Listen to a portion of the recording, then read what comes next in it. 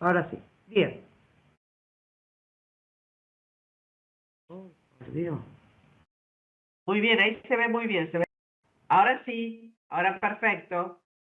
¿Se ve? Sí, muy bien. Bueno, entonces ahora sí. Lo que pasa es que no puedo poner el puntero, que era lo que quería, pero bueno, lo vamos a hacer con el mouse. ¿Se ve? ¿Se alcanza a ver la flechita del mouse? ¿Sí? Sí, sí, sí, la flechita del Bueno, mouse se ve perfecto. perfecta. Entonces, bien, perfecto. Entonces, vamos a empezar a hablar de prevención sísmica, que es el nombre de la capacitación que nos reúne hoy.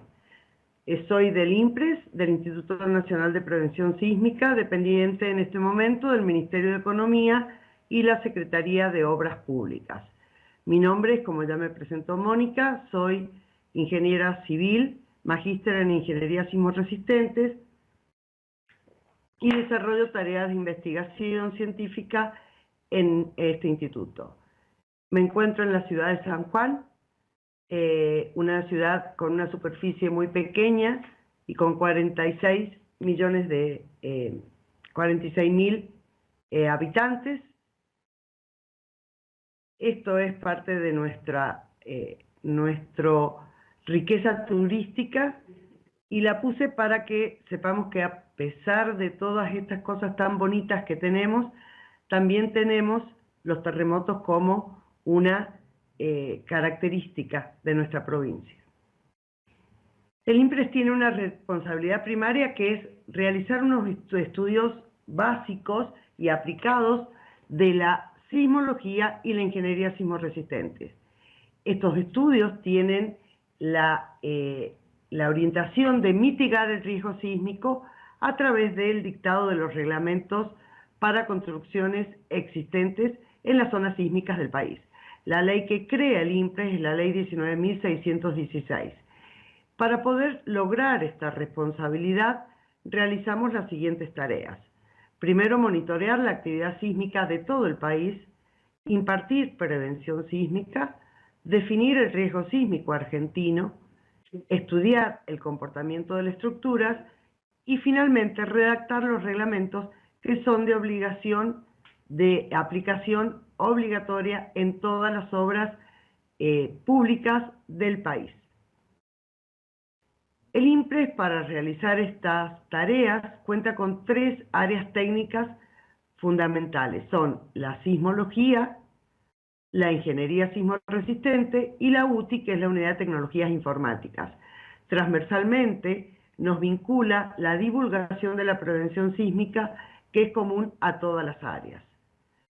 Me gustaría que comenzáramos a nombrar algunos conceptos que, con la idea que al finalizar la capacitación ellos hayan quedado aclarados. En primer lugar, decir que sismo, temblor o terremoto son sinónimos. Los 3 significan movimientos de tierra, son fenómenos propios del interior del planeta y no tienen ningún vínculo con factores climáticos, no se pueden predecir. En general, donde hay antecedentes de terremotos, se vuelven a repetir. Es muy rara la zona del planeta donde la sismicidad se anula. Los sismólogos suelen decir que donde colocan un sismógrafo aparece un terremoto. Lo que genera la destrucción de edificaciones es la sacudida sísmica. Pueden desencadenarse fenómenos secundarios que a veces son más destructivos que el propio terremoto. Podemos estimar los daños a partir de la intensidad y podemos medirlos a partir de la magnitud. Estos dos conceptos, lo que es intensidad y magnitud, los vamos a aclarar también más adelante. Y finalmente, decir que el peligro sísmico es el término que define cuán expuesta está una zona. Por ello, San Juan se encuentra en la zona de mayor peligro sísmico del país. Bien, comencemos definiendo los primeros conceptos. ¿Qué es un sismo? Un sismo es una liberación brusca, repentina de energía que se encuentra acumulada en el interior de la Tierra. De ese punto parten distintas ondas que viajan en un medio elástico. Esto sería una perspectiva. Desde este punto se inicia la liberación de la energía y estos circulitos que ustedes ven son los distintos frentes de onda. Si ustedes lo ven en un dibujo, en un esquema, tendríamos el foco o hipocentro, que es el punto donde comienza la liberación, el primer punto sobre la superficie de la Tierra que toca la onda se llama epicentro, y la distancia epicentral es la distancia a la estación sismológica que lo ha registrado. Si recordamos un poco lo que es la corteza, digamos, un corte de la Tierra, vamos a poder ver el núcleo interno, el externo, el manto y la corteza. Estos movimientos se producen en la parte de la astenósfera, que es la parte superior. Bien, en esta zona vamos a ver estos círculos que nos indican que hay un movimiento convectivo que provoca que las placas que están arriba, en la zona litosférica, se comiencen a desplazar. Entonces, cuando hablamos de sismo, vamos a tener que aclarar cuál es el epicentro, la latitud, la longitud, la distancia a cierto punto, cuál es el hipocentro, a qué profundidad se encuentra de la superficie terrestre. Y vamos a hablar de magnitud y de intensidad. Dos palabras que he visto que por ahí la gente confunde y son realmente muy distintos los conceptos. La magnitud, como su nombre lo indica, es un valor, es una cantidad, que es un valor instrumental que me dice cuánta energía elástica se liberó durante un terremoto. Si bien existen varias escalas de magnitud, y la más difundida es la escala de Richter, existen algunas otras que cuando se superan los 7 grados hay que empezar a usar como la magnitud momento. Pero son, en general, lo van a ver con números arábigos, con expresiones decimales, y no tiene límite, es decir, que puede llegar hasta cualquier valor. Más o menos como para que nos orientemos, cuando es menor que 2 la magnitud, generalmente no se siente, pero sí se registra. Y así vamos subiendo. Cuando estamos entre 5 y un poquito menos de 6, ya aparecen los daños, y cuando hay grandes terremotos y causan destrucciones extensas, vamos a hablar de mayor de 8. Por eso cuando ustedes lean o se informen de que el terremoto o el sismo ha tenido una magnitud menor a 6, pueden haber ocurrido daños entre 5 y 6. Menor de 5 generalmente no, salvo que las construcciones sean muy precarias. El otro factor o el otro parámetro que nos define un sismo es la intensidad. La intensidad no es una medida, sino que es una estimación de los efectos que produce un terremoto. Depende del estado del terreno, de la vulnerabilidad de las construcciones, de la distancia epicentral, incluso de la preparación de las personas. Para ello, un señor llamado Mercalli hizo una escala, posteriormente se modificó, por eso se llama Mercalli modificada. Se escribe en números romanos para diferenciarnos de la magnitud, y va del 1 al 12, es decir, que es una escala cerrada. Y como para que más o menos tengamos idea, cuando tiene una intensidad de 1 es que no es sentido, cuando es 2 es cuando es sentido por pocas personas en reposo, y así podemos ir subiendo la intensidad. Cuando el daño es total, tendríamos un valor de intensidad de 12. Aclarado de esta manera, podemos ver entonces que cuando hablamos de magnitud, muchas personas dicen, bueno, 4 o 5. Realmente no es 4 o 5, porque la diferencia que hay de energía entre una magnitud y la otra es de 32 veces más la cantidad de energía liberada. Por eso es que se escribe en números arábigos con expresiones decimales, porque la diferencia de un decimal es mucha energía. Cuando hablamos de un sismo, sabemos que también puede generar una ruptura superficial, que es lo que se llama falla. Para producir una falla, el sismo debe tener una magnitud mayor a 6. La ruptura asociada con esto le vamos a llamar falla. Las principales fracturas o lineamientos estructurales de la Argentina son los que muestro en pantalla, que hubo una actualización tras el Proyecto Nacional Andino a través del CEGEMAR, que nos permitió hacer un relevamiento completo del sistema de fallamiento de todo el sector andino, en particular de Argentina, y también se hizo un estudio de las avalanchas y deslizamientos que pueden provocar a posterior de un terremoto. Cuando hablamos de fallas, vamos a dar un esquema de las 3 fallas más comunes que se conocen. La primera es la falla normal, que se provoca porque en los bloques se sucede una tracción, es decir, los bloques se alejan, por lo tanto uno desciende respecto del otro. Si ustedes ven acá, las líneas, los estratos, se encuentran interrumpidos por esta falla provocada por una tracción. Si vamos a la falla inversa, esta se provoca al contrario, por una compresión, es decir, que hay un bloque que asciende respecto del otro. Fíjense en estas imágenes, esta es la línea de falla y este bloque ascendió de la derecha hacia la izquierda. De igual modo, las otras imágenes que pueden ver. Y finalmente, la falla de desgarre, falla de cizalla o desplazamiento, es cuando se produce un corte realmente entre 2 bloques, no hay ascenso ni descenso, sino un cambio de rumbo.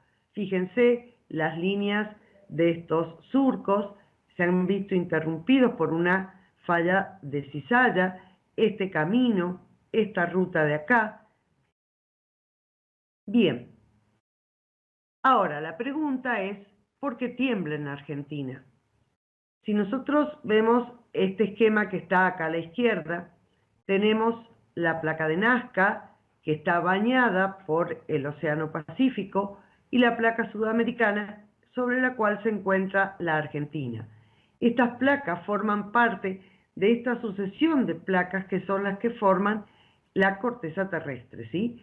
Recuerden que hace millones de años la Tierra se encontraba en un gran supercontinente que se encontraba en el norte, llamado Pangea. Ese continente, supercontinente, comenzó a desplazarse debido a la deriva continental hasta llegar a la configuración que hoy tenemos de los continentes. Si ustedes analizan el borde este de América del Sur, van a ver que perfectamente es como si fuera un rompecabezas que se separó de la costa oeste de África. Entonces, en esta zona donde hay esa interacción entre la placa de Nazca y placa sudamericana, se suceden una serie de movimientos que hace que la placa de Nazca se subduzca abajo de la placa sudamericana. ¿Cómo registramos los sismos? Los sismos los registramos a través de un sismómetro. El sismómetro es un aparato encargado de detectar las ondas sísmicas y después, a través de una serie de amplificadores, se les introduce una marca de reloj y se envía al registrador y esto llega a las computadoras del INPRES a través de estas señales que se llaman sismogramas, que es lo que ustedes están viendo en pantalla. Acá hay una foto de uno de los sismómetros y básicamente lo que sucede es esto. Tenemos un sismómetro ubicado en una estación sismológica. Esto se envía a la nube a través de internet o satelital y después llega a las computadoras y al centro de procesamiento de datos de nuestro instituto. El INPRES cuenta con una red de estaciones sismológicas distribuidas a lo largo y a lo ancho de todo el país.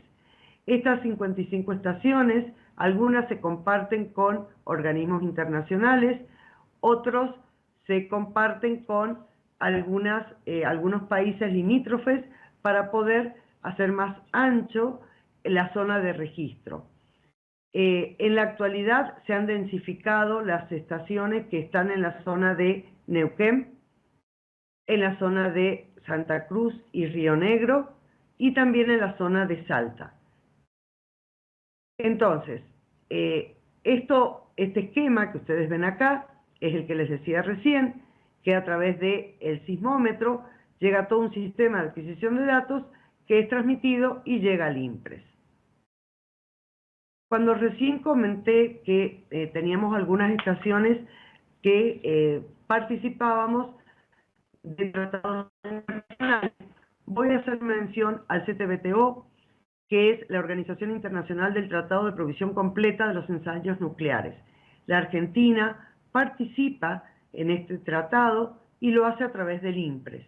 El INPRES tiene una estación ubicada en Bariloche, la estación PLSA, en Paso Flores. Esta estación pertenece al CTBTO, es decir, que no solo registramos movimientos sísmicos, sino también explosiones nucleares. Esto es un dato muy importante, saber que la Argentina, a través de nuestra red, puede participar activamente del Tratado de Provisión Completa de Ensayos Nucleares. Bien, algunas imágenes para que conozcan nuestra red es, por ejemplo, en la zona bien austral, en Ushuaia, Tierra del Fuego, la de Paso Flores, Santa Cruz, Neuquén, una de las últimas ubicadas, Isla Martín García, Chubut, Buenos Aires. En total tenemos 65 estaciones que están trabajando en tiempo real, de periodo corto y de banda ancha, distribuidas a lo largo y a lo ancho de nuestro país. Esto de trabajar en tiempo real es algo muy importante porque hace muchos años, cuando no existía esta tecnología, había que esperar poder trasladarse hacia los lugares donde estaban las estaciones, retirar los registros gráficos y traerlos para recién interpretarlos. Por eso mucha gente dice que cree que ahora hay más sismos que antes, y no, lo que hay es más información, más tecnología, y llega todo en tiempos reales. Acá les muestro un esquema de lo que es un registro de ondas. Las ondas llegan, hay un gráfico en función del tiempo. Antes de que llegue la onda, la señal es prácticamente una línea. Cuando comienza a llegar la onda, llega una muy pequeña, que se llama onda P, porque es la onda primaria. Es una onda muy rápida, por eso llega primero, pero es la que tiene menor energía. A posteriori, segundos después, llega la onda S, que tiene mayor amplitud, es decir, tiene mayor energía, pero es más lenta, por eso llega después. Esta es una de las ondas más destructivas. Este intervalo entre la onda P y la onda S a veces es percibible cuando se encuentra cuando el foco está lejano. Entonces podemos sentir esa diferencia. Cuando el foco es muy cercano, no vamos a poder sentir la diferencia entre la onda P y la onda S.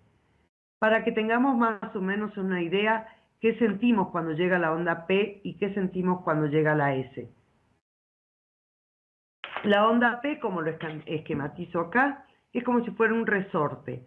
Es decir, las construcciones sienten que le sacan el piso. ¿Bien? Sube y baja. En cambio, la onda S es una onda de tipo sinusoidal y que es como el movimiento que yo hago con una cuerda, un lazo, cuando éramos chicos y jugábamos, ¿sí? Entonces, una es una onda compresiva y la otra es una onda senoidal.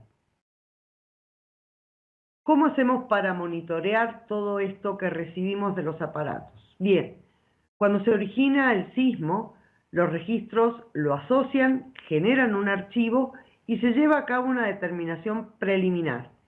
Esta preliminar ustedes la van a poder ver reflejada en la página web en color azul. Posteriormente, un operador accede a ese archivo y el sismo es calculado, definiendo epicentro, hipocentro y magnitud. Y aparece en color negro. Eso es cuando ya ha sido recalculado por un operador.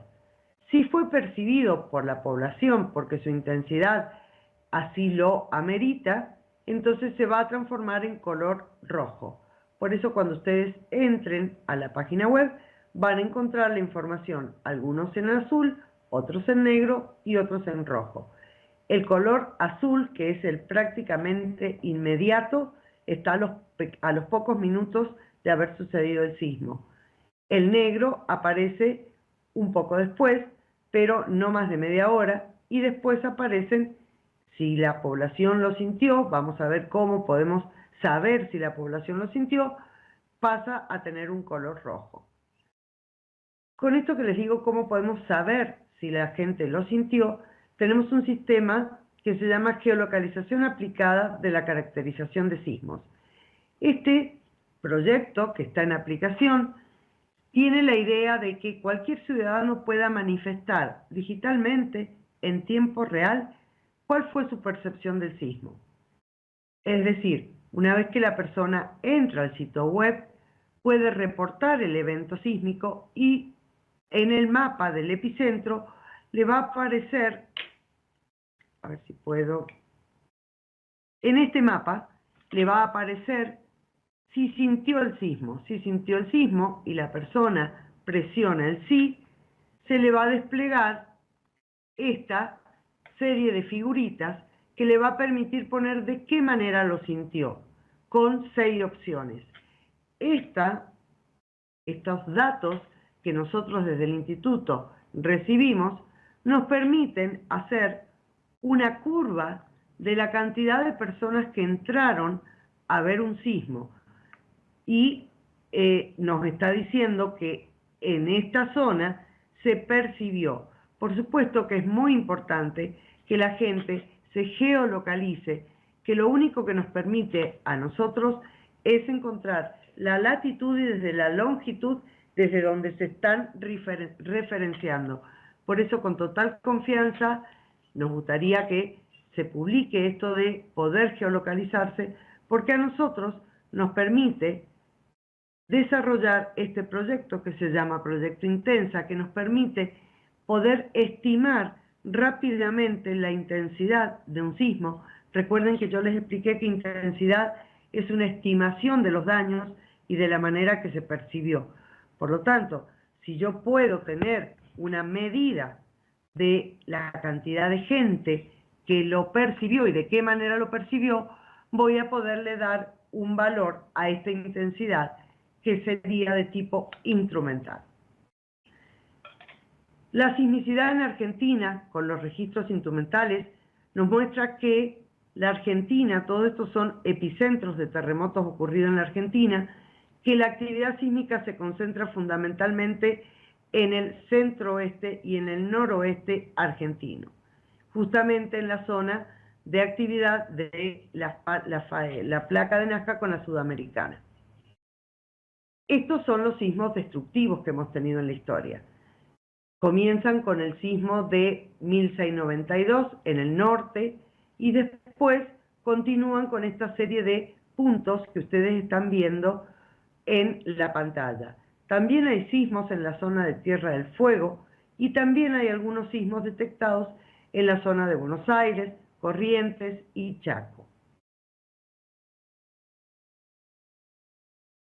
Acá hay una pequeña tabla que nos permite ver que los sismos destructivos mayores de 9 de intensidad, tenemos el de Talavera del Esteco, que yo les dije allá en Salta, el del norte, después viene el de Mendoza, el de La Rioja y los 2 de San Juan, el del 44 y el de 77, que después les explico por qué hacemos tanta referencia en estos 2 sismos.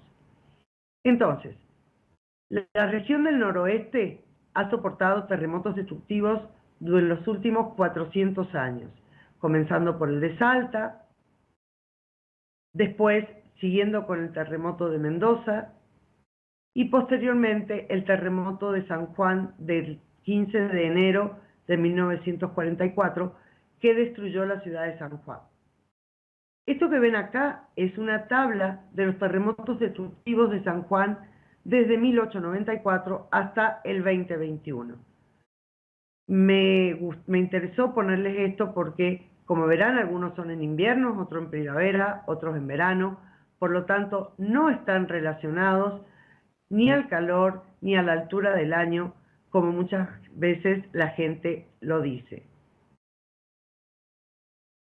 Algunas imágenes que nos muestra estos terremotos. Este fue el terremoto de San Juan del 44. 10.000 personas perdieron la vida de las 90.000 que en ese momento tenía el Gran San Juan. el 80% de las construcciones quedaron devastadas, pero también existió un terremoto el 5 de junio de 1888 en Buenos Aires. Si bien no habían aparatos en esa época, los diarios de la época lo dejaron plasmado, y hoy podemos saber que afectó a las ciudades de Buenos Aires y de Montevideo con una intensidad de 6 grados en la escala Mercalli modificada. Todo esto nos lleva a tener una zonificación sísmica de nuestro país a través de la sismicidad instrumental, de la histórica, del fallamiento cuaternario, y entender que nuestro país actualmente se divide en 5 zonas según la actividad sísmica, desde 0, 1, 2, 3, que se repite en el noroeste, y 4, la zona de mayor actividad sísmica de todo el país, norte de Mendoza, centro, sur de San Juan. Como pueden ver acá en el mapa, nunca hablamos de actividad nula, hablamos de actividad muy reducida, vamos subiendo reducida, moderada y muy elevada. Los fenómenos secundarios que se asocian a un terremoto es muy importante tenerlos en cuenta. Hablamos de los tsunamis, cuando el sismo ha tenido un epicentro en zona de mar. Hablamos de licuefacción de suelos que se agravan frente a los fenómenos sísmicos, avalanchas, deslizamientos de laderas, emanación de polvo ambiental. Y para ilustrarles algunos, les muestro el tema de la licuefacción de suelos que ocurrió en Caucete en el 1977, cuando el terremoto de magnitud 7,4, con epicentro ahí en la localidad de Caucete, en la ciudad de Caucete, tiene Caucete un suelo licuable, potencialmente licuable. ¿Qué quiere decir? Que frente al movimiento pierde el poder de carga el suelo. Entonces comenzaron a producirse pequeños volcanes y a hundirse algunas construcciones. También se producen agrietamientos de terrenos, deslizamientos o avalanchas que suelen cortar las rutas, y polvo ambiental como el que les muestro en el sismo de las cercanías de Humahuaca en el 2020, donde produjo esta nube de polvo que la gente estaba bastante asustada por la presencia de la misma. Bien, esta reflexión final que les dejo de las imágenes que hemos visto, hablando de que el peligro es una condición propia de la región, ¿bien? No la podemos cambiar, y está dado por la actividad sísmica y actualmente por el mapa de peligrosidad sísmica. En cambio, el riesgo sísmico está condicionado por la calidad de la construcción, por la concientización de la población y de las autoridades, y por supuesto por la organización de protección civil. A continuación vamos a dar comienzo con la parte de ingeniería sismorresistente. Comando de tiempo. Bien. Cuando hablamos de ingeniería sismorresistente, vamos a preguntarnos primero qué pasó después del gran terremoto de San Juan del 44. El gobierno nacional dispone, después de este terremoto, formar el Consejo de Reconstrucción de San Juan. Este consejo tenía entre las atribuciones un organismo que podía elaborar un código de edificación y crear una oficina de control. Básicamente era una manera de que la gente comenzara a construir de manera más segura. Se elaboró un código y después se generó esta oficina de control que controlaba, valga la redundancia, hacía de policía edilicia de cada construcción, desde el proyecto, el cálculo y toda la construcción hasta el final.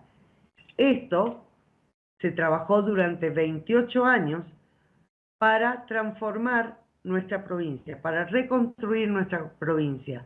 Así, un 8 de mayo de 1972, se cierra ese consejo y en su lugar se deja el Instituto Nacional de Prevención Sísmica, con sede en San Juan. pero con jurisdicción en todo el país. Este instituto fue el encargado de monitorear la actividad sísmica y elaborar los reglamentos. La actividad de organización de oficina de control se la otorgó a una Dirección Provincial de Desarrollo y Planeamiento Urbano que está en San Juan y que verifica y controla las construcciones de toda nuestra provincia. Y a nivel nacional quedó el INPRES. Este instituto es el organismo oficial encargado de dictar la política sísmica del país, con un objetivo fundamental que es el de desarrollar los reglamentos para poder mitigar el riesgo sísmico a través de estudios de ingeniería y sismología. ¿Qué es la ingeniería sismoresistente? Es la parte de la ingeniería civil que se encarga del estudio del comportamiento de las estructuras sujetas a cargas sísmicas. ¿Qué hacemos para la ingeniería sismoresistente en el INPRES? Redactamos los reglamentos argentinos RIC, que son reglamentos INPRES-CIRSOC. Hacemos análisis de seguridad sismoresistente de edificios públicos. Instalamos y mantenemos la red nacional de acelerógrafos distinta a la de estaciones sismológicas. Hacemos validación desde el punto de vista sísmico de grandes obras como son establecimientos mineros, diques, centrales nucleares. Participamos en la red de ambiente. Otorgamos certificados de aptitud sismoresistente para todos los sistemas constructivos no tradicionales, lo que se conoce como CAS. Tenemos servicios a terceros a través de nuestro laboratorio de ensayos de estructuras y de materiales. Y participamos del SINAGIR en el Plan para la Reducción del Riesgo y Desastre a través de la Comisión Técnica número 4, identificando las zonas vulnerables ante este tipo de amenazas. Comenté que teníamos una red nacional de estaciones de acelerógrafos que es totalmente distinta a la de sismógrafos. ¿Por qué? Porque tenemos 160 aparatos que ya no están ubicados en zonas alejadas, como les mostré las imágenes de las estaciones sismológicas, sino que se encuentran ubicados en las construcciones, en los edificios. Inclusive en un mismo edificio podemos encontrar ubicados en distintas alturas, subsuelo, planta baja, azotea. ¿Por qué? Porque en realidad el acelerógrafo lo que nos va a marcar es la máxima aceleración a la que está siendo sometido un edificio. Esto sería un esquema de un acelerógrafo que, al igual que los sismógrafos, están llegando en tiempos reales, y esto es el acelerograma. La diferencia con el sismograma, que tiene el sismógrafo tiene una sensibilidad muy alta, es decir, que cualquier vibración lo pone en movimiento, en cambio el acelerógrafo no. ¿Qué hacemos con los datos que obtenemos de los acelerógrafos? Con los datos obtenidos podemos, tanto en la Red Nacional de Estaciones Sismológicas como el acelerógrafo, podemos analizar y determinar cuándo una construcción es segura y cuándo no lo es. Y de qué manera podemos hacer que esta construcción sea sismorresistente y cuál sería la manera de no hacerlo para lograr este propósito. Para ello, todos estos resultados se vuelcan en los reglamentos, con un objetivo fundamental: evitar la pérdida de vidas humanas. No limitamos el daño, ni mantenemos la instalación operativa, ni la hacemos fácilmente reparable. Por supuesto que hay distintos niveles de construcciones. Cuando nos referimos a esenciales, tienen que ser construcciones que no admitan ninguna fisura. Estamos hablando de centrales nucleares, de diques o presas y embalses, de hospitales. Cuando hablamos de otro tipo de edificios con otros usos, como son oficinas o para departamentos, todos esos tienen otro tipo de nivel de exigencia. Aclaré esto de que los reglamentos actuales es evitar la pérdida de vidas humanas porque se está trabajando en una nueva línea de reglamentos que se van a llamar reglamentos por performance o desempeño, que van a poder prever y pensar y decidir con qué nivel de daño estoy proyectando yo el edificio. Bien, esto se debe sobre todo a la interacción que hay hoy con las compañías de seguro, que para poder asegurar un edificio, una construcción, necesita saber cuál es el daño esperado para la misma. Entonces, cuando estos reglamentos se pongan en vigencia, nos vamos a poder sentar los profesionales con los dueños, ¿sí? Con el propietario, y decirle, bueno, ¿cuál es el nivel de daño que usted está dispuesto a pagar por este edificio? Por supuesto que a medida que el nivel de daño sea más exigente, digamos que sea totalmente operativo, que no le pase nada, por supuesto que el valor de llegar a esa construcción va a ser un poco mayor. ¿Cómo han ido cambiando los reglamentos? En el 1944, como les dije, el Consejo de Reconstrucción de San Juan hizo el primer código que se publicó en el año 1951. A partir de ahí se sucedieron una serie de normas, y me detengo un poquito acá porque este nombre antisísmico se usó durante mucho tiempo y después pasó a usarse sismo resistente, ya que sonaba como que antisísmico era una vacuna para que no diera el sismo, y como no era así, se empezó a llamar sismo resistente, como una manera de decir que esta construcción resistía adecuadamente a un sismo.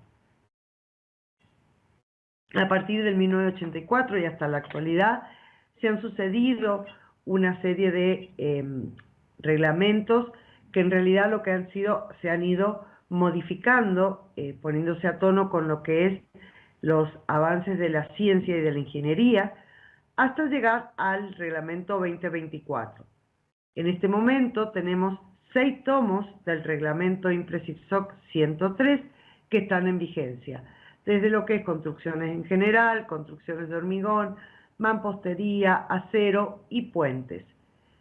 Muy pronto van a ponerse en discusión pública estos 2 tomos más, que es el 7 y el 8, que vamos a hablar de protección sísmica, algo que la tecnología a nivel mundial está implementando, y es el poder aislar las estructuras del suelo y diseñarlas con disipación de energía, es decir, tipo amortiguadores, para que todo el movimiento lo soporte estos sistemas.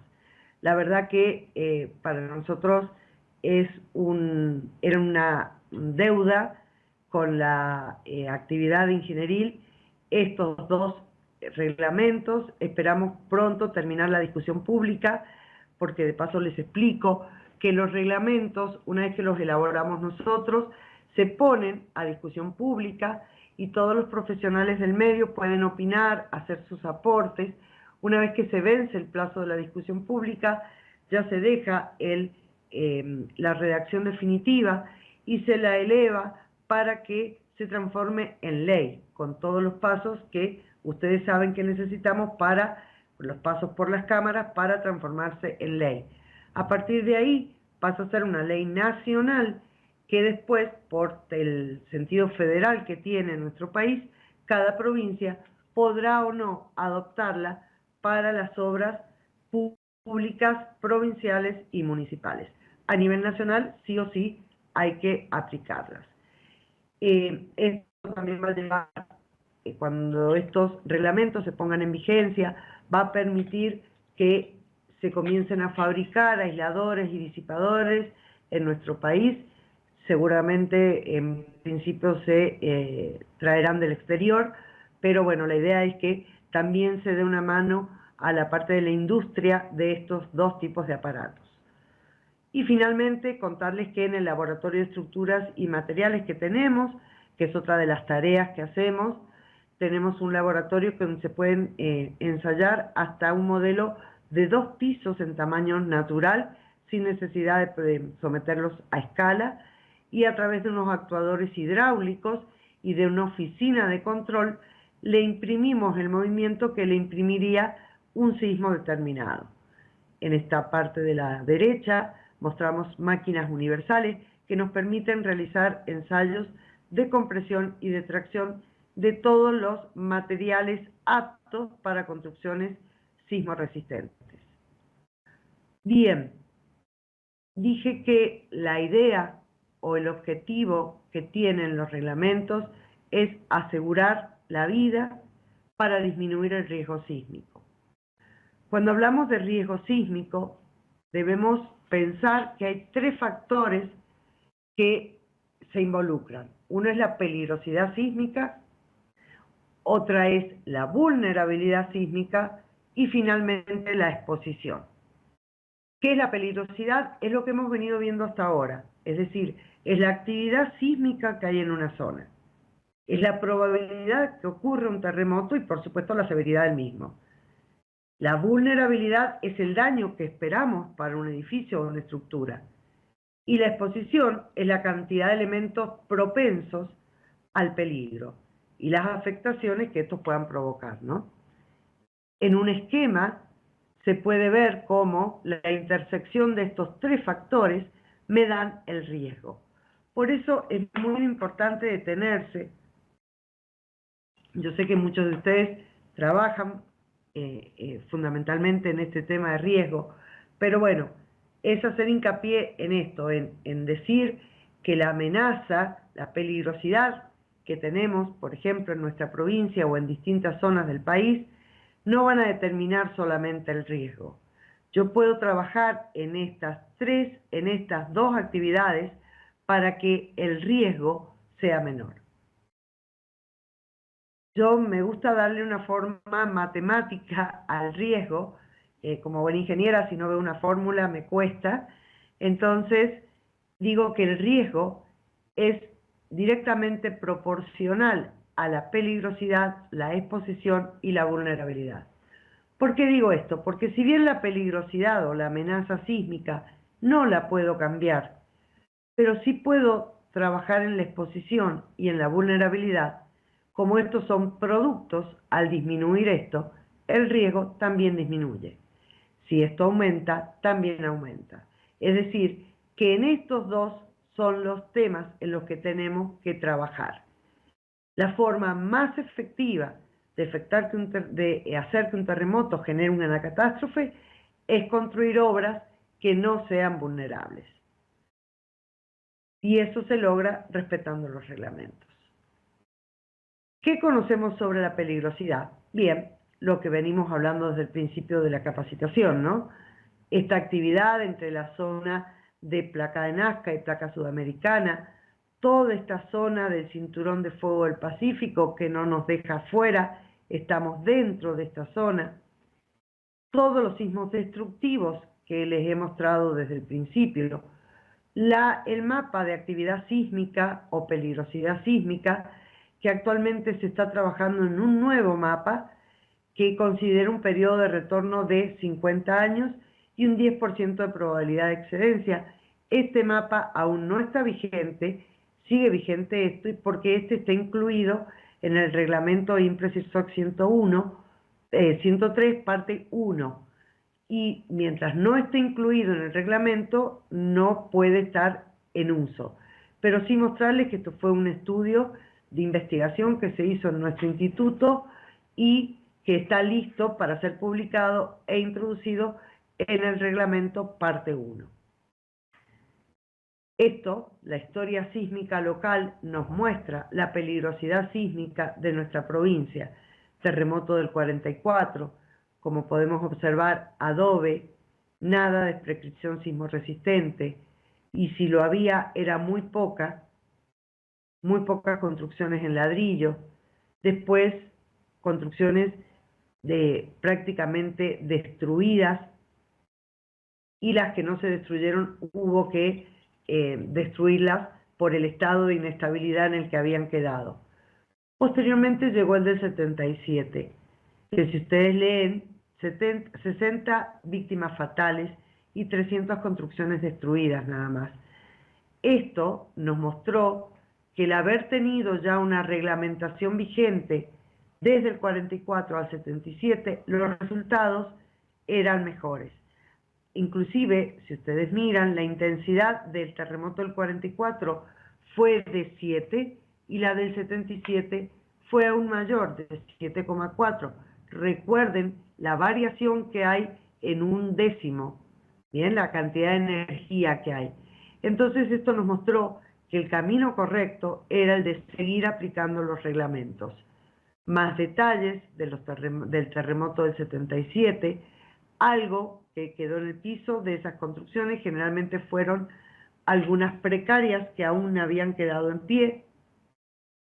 Vino el terremoto del 2021 con una magnitud no mayor, magnitud 6,4, pero los resultados fueron ninguna víctima fatal y las construcciones destruidas fueron algunas zonas precarias, algunas construcciones precarias en las zonas epicentrales.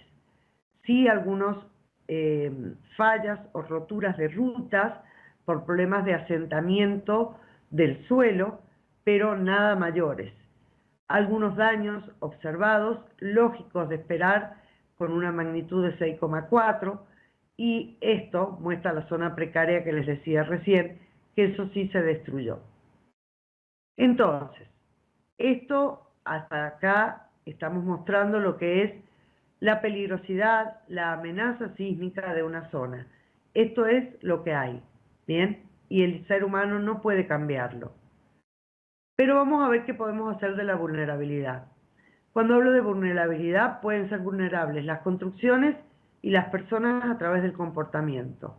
Cuando hablo de construcciones, hablo de todo lo que el hombre hizo, tanto estructural como urbano. Y cuando hablo de comportamiento, es el nivel de preparación que tienen las personas que forman una sociedad. Y sobre todo, la decisión de sus gobernantes que trabajan en pos de la prevención sísmica. ¿Qué conocemos sobre vulnerabilidad de las construcciones? Bien, es la predisposición que tenga una estructura de sufrir daño frente a la ocurrencia de un evento sísmico. La vulnerabilidad puede ser de las construcciones, como les dije recién, en la parte estructural, no estructural, funcional, y del comportamiento a nivel de preparación de las personas. Acá vemos algo de vulnerabilidad, es daño en las escuelas. Esto lamentablemente fue la entrada de una escuela para el terremoto del 77. Por suerte, a esa hora todavía los alumnos no ingresaban al colegio, porque este era todo el alero o el techo de la zona de ingreso de la escuela. Vulnerabilidad nos muestra que las construcciones no seguras, no respetando los reglamentos, tienen estos resultados. Daños en escuelas, en el terremoto de Catamarca. Los daños en escuela son esperados si son fácilmente reparables y no producen víctimas. Daños en otras escuelas, todo esto es de nuestro país. Y esto es del terremoto, el último terremoto del 2021.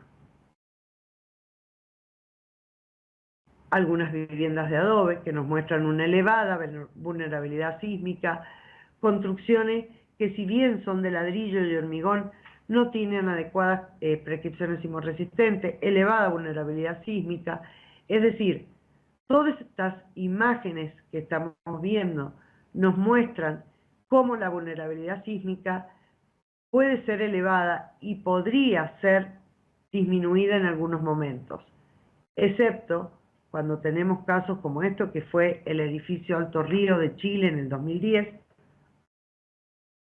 donde hubo una falla, no sabemos si de proyecto o de cálculo, pero que terminó con un edificio en el suelo, un edificio que estaba al 20% nada más vendido de los departamentos, y fue bastante triste ver el comportamiento de este edificio. Algunos quisieron argumentar que había habido falla de suelo. Si ustedes ven atrás, hay un edificio muy alto también que se mantuvo en pie, por lo tanto no hubo una falla de suelo. Hay una vulnerabilidad sísmica elevada por un problema estructural. Entonces, nosotros podemos trabajar disminuyendo el comportamiento, el inadecuado comportamiento de las personas y disminuyendo la vulnerabilidad sísmica. En la medida que estos dos factores se logren disminuir, entonces el riesgo sísmico, aún en una zona de elevada actividad sísmica, puede ser menor. Finalmente, quiero mostrarles algunos conceptos de prevención para que veamos qué siente un edificio, qué siente un objeto y qué sentimos las personas. Ya habíamos hablado de la onda P, de la onda S, y acá en este pequeño esquemita les muestro que cuando llega la onda P, el edificio siente que le sacan el piso, sube y baja. Inmediatamente, después llega la onda S y lo empiezan a mover de un lado hacia el otro. Si nosotros esquematizamos esto en un hombrecito que va arriba de un colectivo y va a velocidad constante con aceleración nula, cuando el chofer frena, ¿qué sucede? Hay una aceleración decreciente, hay una velocidad decreciente, es decir, una aceleración hacia la izquierda, y el hombrecito se va hacia la derecha. Cuando el colectivo vuelve a arrancar, hay una velocidad creciente, la aceleración es hacia la derecha y el hombrecito se va hacia la izquierda. Si las piernas del hombrecito fueran las columnas de mi edificio y el cuerpo del hombrecito fuese la losa o techo de la construcción, en definitiva la losa siente que se la mueve de un lado hacia el otro, al igual que las columnas, cuando la aceleración va hacia la izquierda o cuando va hacia la derecha. De la misma manera, los objetos pueden sentir que se mueven de derecha a izquierda, de sur a norte y en vertical de arriba a abajo. Por eso es muy importante no solo observar una construcción, porque mucha gente dice, bueno, yo no sé si el ingeniero que me proyectó y dirigió mi obra está bien, la construcción, perfecto. Pero hay muchas cosas que el hombre introduce en una construcción, como son cierres livianos, porque hacen tabiquería liviana para dividir locales, muebles que no son amurados, como muestro acá, soportes de, en este caso un televisor bastante antiguo, pero soportes para elementos como microondas y demás, que no están preparados para zonas sísmicas. Es decir, quiero dar cuenta de que el hombre puede participar no desde lo profesional, porque probablemente no tiene idea de ingeniería o de arquitectura, pero sí de qué manera podemos disminuir la vulnerabilidad en nuestro lugar de trabajo, en nuestras casas. ¿Por qué? Porque la prevención sísmica efectiva se va a lograr con estas dos cosas: construcciones seguras, comportamiento adecuado. Cuando hablamos de construcciones seguras, decimos de 4 elementos: un diseño sismo resistente, materiales adecuados, mano y control profesional. Sin estos 4 elementos, difícilmente podemos tener una construcción segura. Y cuando hablamos de comportamiento adecuado, vamos a hablar de estos 4 puntos: el programa de prevención sísmica, la concientización social, que se tiene que hacer de forma continua y permanente, capacitación de agentes, como lo estamos haciendo todos nosotros ahora, y simulacros periódicos. Cuando hablo de concientización social, es un punto muy delicado porque los sismos no tienen una frecuencia, digamos los sismos importantes. Nosotros tenemos entre 40 y 50 sismos por día en la zona de San Juan y Mendoza, pero muchos de ellos lo perciben los aparatos nada más. En realidad los grandes sismos no tienen un periodo de recurrencia pequeño. Pueden pasar años sin que suceda un sismo o un terremoto. Por lo tanto, la gente, la conciencia social, comienza a olvidarse. Por eso hablo de que esta concientización tiene que ser continua, permanente y mantenerse en el tiempo, igual que la capacitación de agentes. Y los simulacros periódicos se deben hacer para retroalimentar los programas de prevención sísmica. no es nada más que un moño a un programa. El simulacro me permite ver en qué me equivoqué, qué puedo mejorar, qué otra propuesta superadora puede haber del programa de prevención sísmica que estoy aplicando. La prevención sísmica se debe impartir desde las escuelas porque hay una ley nacional, que es la 25.817, que establece que en las zonas de actividad sísmica de nuestro país debe darse prevención sísmica como dentro de la currícula escolar. Para ello el INPRES tiene el Manual de Prevención Sísmica, cuyo propósito fundamental es capacitar a todos los miembros de la sociedad. Este manual es de libre acceso y de descarga gratuita en la página web de nuestro instituto. Finalmente, la pregunta que nos hacemos después que hemos visto todo esto de qué es un sismo, qué es una construcción sismorresistente, qué hacemos en el INPRES, es lo que nos preguntamos cada uno de nosotros. ¿Qué hacer antes, durante y después de un terremoto? El ciclo del desastre tiene un antes, un durante y un después. Y en cada uno de estos etapas o de estos momentos hay actividades para hacer. Es importante que sepamos que las actividades o los planes no solo se tienen que hacer en un edificio público. Nosotros que damos charlas día a día a las escuelas, sentimos a los padres que dicen, el colegio de mi hijo no tiene un plan. Eso es muy importante, pero también tan o más importante es el plan que tenga cada ciudadano en su familia. ¿Cuál preparado está cada ciudadano si ocurre un sismo? ¿Cuántas veces se habla en la casa de si ocurre un sismo, qué es lo primero que tenemos que sacar de casa? ¿Dónde nos vamos a encontrar? Si estamos afuera, ¿cuál será el punto de encuentro? Eso a nivel familia, pero también a nivel barrial, a nivel municipal y así hasta llegar a nivel provincial. Por ahí estamos en una situación muy cómoda de pedir que a nivel de edificios públicos existan planes de prevención sísmica. Yo creo que esto es correcto, exigir, porque la prevención sísmica es un problema del Estado, ¿bien? Pero también es muy importante que como ciudadanos nos hagamos cargo de trabajar en pos de nuestra seguridad. Y les dije que en cada una de estas etapas hay tareas por hacer. En la etapa donde mayor cosas tenemos por hacer es en el antes. Esto de prevenir, mitigar, prepararnos, estar alertas.